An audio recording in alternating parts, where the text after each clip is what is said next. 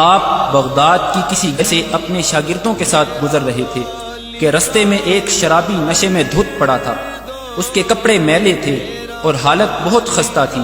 اس نے شیخ عبد القادر جیلانی کو صدا دی، اے عبد القادر، اللہ قادر ہے کہ نہیں؟ شیخ مسکرائے اور فرمایا، بے شک اللہ قادر ہے۔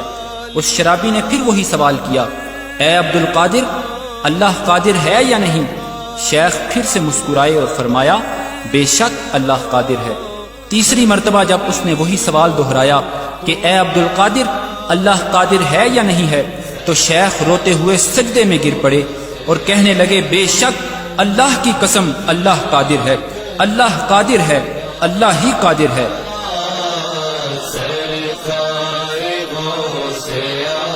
پھر انہوں نے اپنے شاگردوں کو حکم دیا کہ اس شرابی کو یہاں سے اٹھاؤ، اسے نہلاؤ اور کھانا کھلاؤ۔ ان کے شاگرد بہت حیران ہوئے اور شرابی کے سوال کی حقیقت پوچھنے لگے، تو شیخ نے فرمایا کہ اس کے پہلے سوال کا مطلب تھا کہ کیا اللہ میری توبہ قبول کرنے پر قادر ہے یا نہیں؟ تو میں نے جواب دیا، بے شک اللہ قادر ہے۔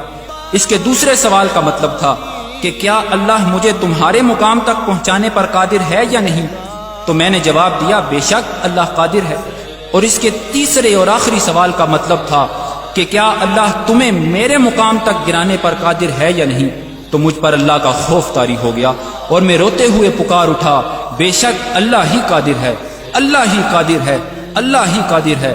اور میں اللہ کی ہیبت کی تاب نہ لاتے ہوئے سجدے میں گر پڑا اور فریاد کی کہ اے اللہ، مجھے آفتوں سے محفوظ رکھ اور مجھے معاف فرما دے اور میرے عیبوں پر پردہ ڈالے رکھ۔ ورنہ کہے گی دنیا۔ شیخ محمد ابراہیم محمد عثمان عبدہ البرہانی فرماتے ہیں کہ جب اللہ تمہیں اپنی ہدایت کے رستے کے لیے چن لے تو یہ اس وجہ سے ہرگز نہیں ہے کہ تم میں کوئی خاص بات ہے اور نہ ہی تمہاری عبادت کی وجہ سے ہے، بلکہ یہ تو اس کی رحمت ہے جس نے تمہیں شامل کر لیا ہے۔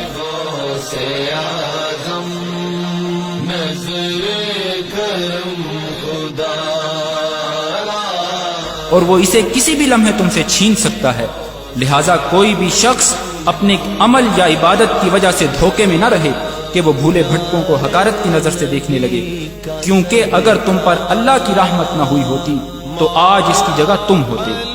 پاک ہے وہ جو حالات کو تبدیل کرتا ہے لیکن خود تبدیل نہیں ہوتا۔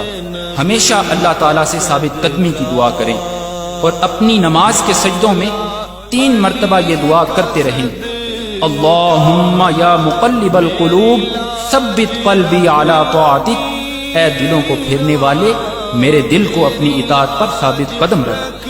کیونکہ کسی بھی قوم میں حقیقی تبدیلی تب ہی ممکن ہوتی ہے جب معاشرے کے افراد کی انفرادی اصلاح ہو جاتی ہے اور دلوں کی پاکیزگی سے قوم میں باہمی محبت اور اتحاد پیدا ہو جاتا ہے، تب ہی قوم ایک یکجا اور عظیم قوم بن کر اٹھتی ہے۔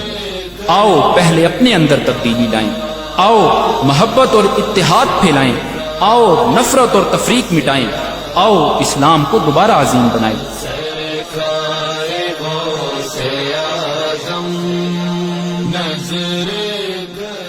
آپ سب بھائیوں سے گزارش ہے کہ آؤ آپ بھی ہمارے مقصد میں ہمارا ساتھ دو۔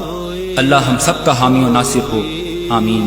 وصلی اللہ علی سیدنا محمد وعلی آلہ وصحبہ وسلم اجمعین۔ سب کا کوئی نہ کوئی